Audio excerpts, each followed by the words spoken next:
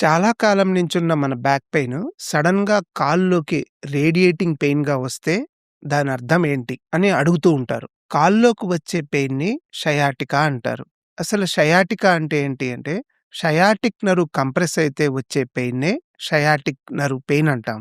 అసలు ఈ షయాటిక్ నర్వ్ ఏంటి?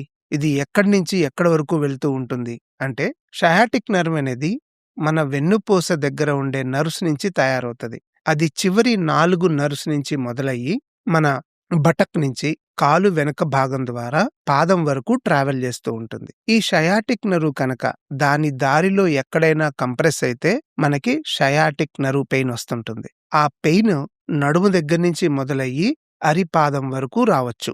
ఓకే.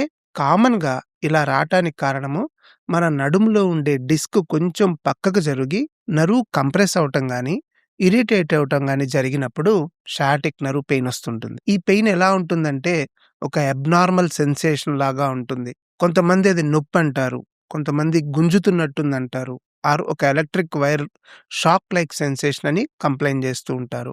డయాబెటిక్ పేషెంట్స్ అయితే వాళ్ళు పిన్స్ అండ్ నీడిల్ సెన్సేషన్ గాని, లేకపోతే కారం తగిలినిచ్చినట్టుంటుంది అని అలా రకరకాల వర్డ్స్‌తో డిస్క్రైబ్ చేస్తూ ఉంటారు. ఎనీ నర్వ్ ఇరిటేట్ అయితే ఒక అబ్నార్మల్ సెన్సేషన్ అనేది మనం ఫీల్ అవుతాం.